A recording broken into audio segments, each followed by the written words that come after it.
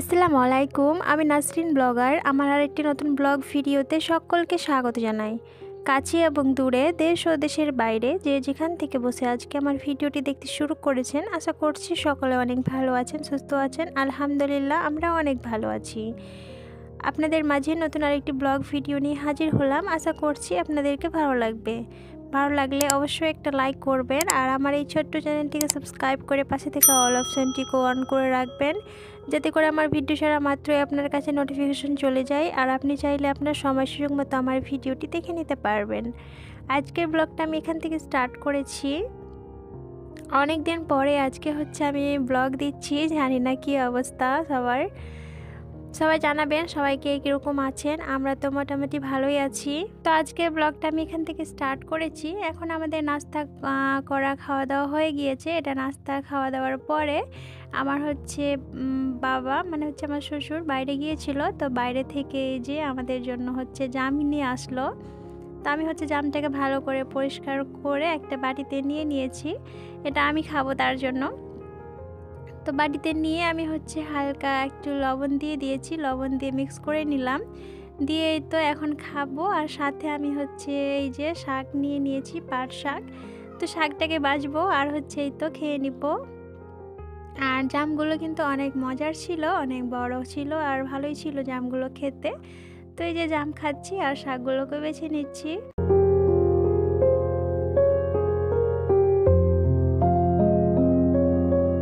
বরাবরের মতো যে কথাটা বলে থাকি, আবারও আপনাদেরকে মনে করিয়ে দিই, এখন পর্যন্ত যদি আমার ভিডিওটির সাথে থেকে থাকেন, প্লিজ একটা লাইক দিয়ে ভিডিওটি কন্টিনিউ করবেন। আর আমার ভিডিওটি যদি নতুন কোনো আপু এবং ভাইয়ারা দেখে থাকেন বা আগে থেকেই দেখছেন কিন্তু আমার চ্যানেলটিকে এখনও সাবস্ক্রাইব করেননি, তো প্লিজ ভিডিওটিতে একটা লাইক দিয়ে আমার এই ছোট্ট চ্যানেলটিকে সাবস্ক্রাইব করে আমার পাশেই থেকে যেতে পারেন।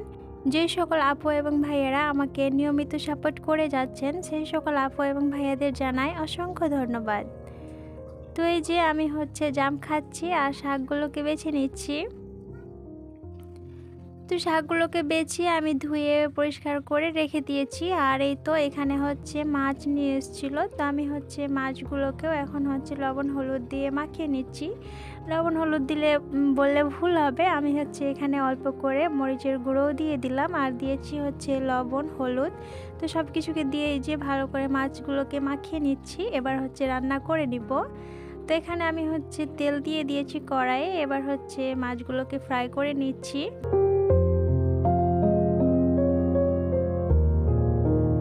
তো খুবই সিম্পল একটা রান্না করে নিচ্ছি, মাছ রান্না করছি আর সাথে শাক রান্না করব। তারপরে বেগুন আর আলু দিয়ে একটা ঘন্ট করব।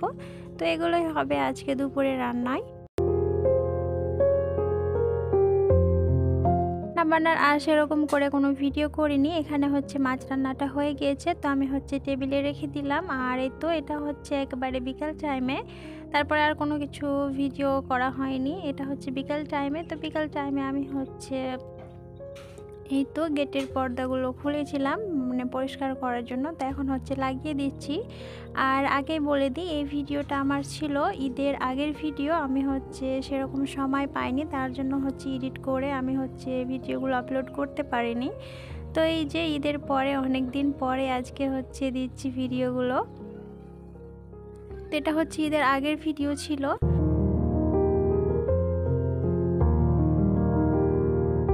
তো সবগুলোই পর্দা লাগিয়ে চলে আসলাম রুমে। ইনার পাপা একটু বাইরের দিকে গিয়েছিল। তো এই যে বাইরে থেকে আমাদের জন্য অনেকগুলোই খাবার নিয়ে এসছে।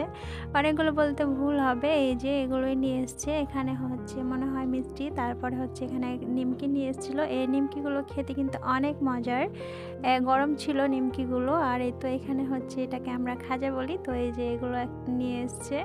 তারপর এই তো মেয়ের পছন্দের লিচু নিয়ে এসছে। লিচুটা আমার মেয়েটা অনেক খেতে পছন্দ করছে। তো এই যে লিচুটা নিয়ে এসছে। আর এই ভিডিওটা তো অনেক আগের ছিল, সেটা তো আমি বললাম।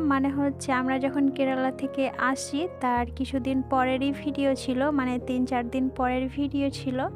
তো আমার মিষ্টি অনেক পছন্দের। আসলে কেরালাতে সেরকম মিষ্টি ভালো পাওয়া যায় না আমাদের এখানকার মতো। তো আমি নার পাপাকে বলেছিলাম যে আমার জন্য মিষ্টি নিয়ে আসবা। তো এই যে আমার জন্য মিষ্টি নিয়ে এসছে। তো এখানে আমি মিষ্টি খাবো।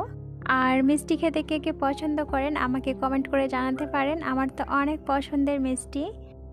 তো এই যে আমি মিষ্টি খেয়ে নিচ্ছি আর সাথে আপনাদের কাছ থেকেও বিদায় নিয়ে নিচ্ছি। আজকের ভিডিওটা এই পর্যন্ত। সবাই ভালো থাকবেন, সুস্থ থাকবেন আর আমাদের জন্য অনেক অনেক দোয়া করবেন। আর ভিডিওটা ভালো লাগলে ফ্রেন্ড অ্যান্ড ফ্যামিলির সাথেও শেয়ার করে দিবেন আর সাবস্ক্রাইব করে আমার পাশেই থাকবেন। আল্লাহ হাফিজ, আসসালামু আলাইকুম।